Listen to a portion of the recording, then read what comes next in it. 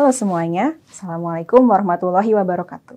Pada hari ini saya akan menyampaikan pengantar untuk mata kuliah Teknik Reaksi Biokimia. Salam kenal, saya Kanya Ciptahani Alivia, dosen Teknik Bioproses di Departemen Teknik Kimia, Fakultas Teknik Universitas Indonesia. Mata kuliah ini adalah salah satu mata kuliah wajib yang dipelajari oleh mahasiswa program studi Teknik Bioproses. Sebagai awalan, mungkin Anda punya pertanyaan, sebetulnya Teknik Reaksi Biokimia itu belajar apa? Seorang insinyur bioproses sepatutnya mampu untuk mendesain sebuah proses biologis maupun biokimia. Di industri, proses ini biasa melibatkan bioreaktor sebagai wadahnya. Contohnya dapat kita lihat sebuah bioreaktor untuk menumbuhkan mikroalga. Agar proses berjalan dengan baik, seorang insinyur perlu memahami karakteristik sel, bagaimana ia bertumbuh di dalam bioreaktor, serta reaksi atau proses biokimia yang terjadi di dalamnya. Tak jarang juga, proses biologis dan biokimia akan melibatkan enzim, sehingga penting untuk mempelajari sifatnya, mekanisme reaksinya, proses produksinya, dan aplikasi enzim di industri bioproses. Sehingga mahasiswa akan mampu menganalisis dan mendesain reaksi-reaksi biokimia yang dibutuhkan dalam suatu proses di dalam bioreaktor. Mari kita mulai dengan mempelajari apa itu enzim. Enzim adalah protein yang berfungsi sebagai katalis untuk reaksi biokimia. Enzim memiliki berbagai karakteristik, di antaranya adalah berat molekul yang tinggi hingga ribuan Dalton, spesifik dan serbaguna, mampu mempercepat reaksi pada suhu ruang, dan memiliki struktur 3 dimensi yang unik. Contohnya dapat kita lihat gambar model 3 dimensi struktur enzim pepsin berikut. Tiap enzim memiliki struktur yang unik, sehingga mereka hanya mampu berikatan dengan molekul yang spesifik dan sesuai dengan bentuk struktur tersebut. Secara umum, struktur enzim dapat kita lihat pada gambar berikut. Holoenzim merupakan gabungan dari bagian apoenzim ditambah kofaktor dan atau koenzim.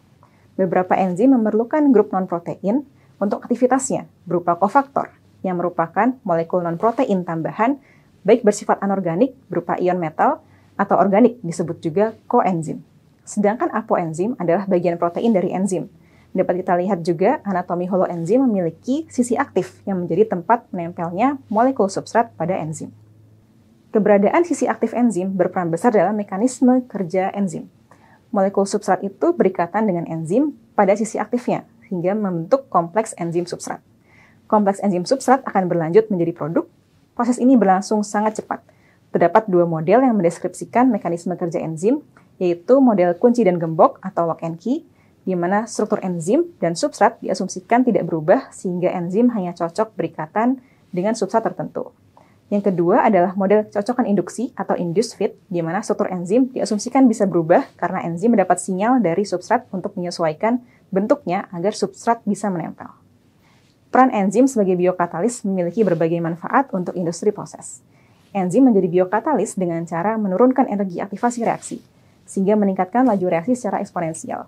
Hal ini dapat dilihat pada gambar, di mana garis merah menunjukkan reaksi tanpa enzim, sedangkan setelah penambahan enzim ditunjukkan oleh garis biru, terjadi penurunan energi aktivasi. Efeknya adalah enzim mampu mengkatalisis reaksi pada suhu rendah. Ini yang menjadi keunggulan enzim dibanding katalis kimia. Reaksi biokimia pada suhu rendah berarti akan menghemat penggunaan energi panas dan bisa digunakan untuk produk atau reaktan yang tidak tahan panas, seperti obat-obatan, makanan, minuman, dan lain-lain. Dalam memproduksi enzim, terdapat berbagai tipe organisme yang bisa menjadi sumber enzim, seperti hewan, tumbuhan, jamur, dan mikroorganisme seperti ragi dan bakteri. Apa yang dimaksud dengan sumber enzim? Enzim itu biasanya diperoleh dari makhluk hidup yang mampu memproduksinya secara alami.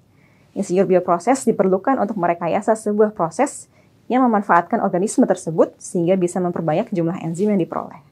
Secara umum, proses produksi enzim dimulai dari upstream, yaitu isolasi dan modifikasi strain organisme. Yang berikutnya dilanjutkan ke midstream, yaitu proses kultivasi atau fermentasi sel. Terakhir dilakukan proses downstream untuk melakukan separasi dan purifikasi produk enzim. Kesimpulannya, dengan mempelajari karakteristik, mekanisme kerja, dan model reaksi yang melibatkan enzim, insinyur bioproses akan mampu mendesain proses biokimia untuk berbagai sektor seperti energi, makanan, dan produk lainnya. Terima kasih atas perhatian Anda. Wassalamualaikum warahmatullahi wabarakatuh.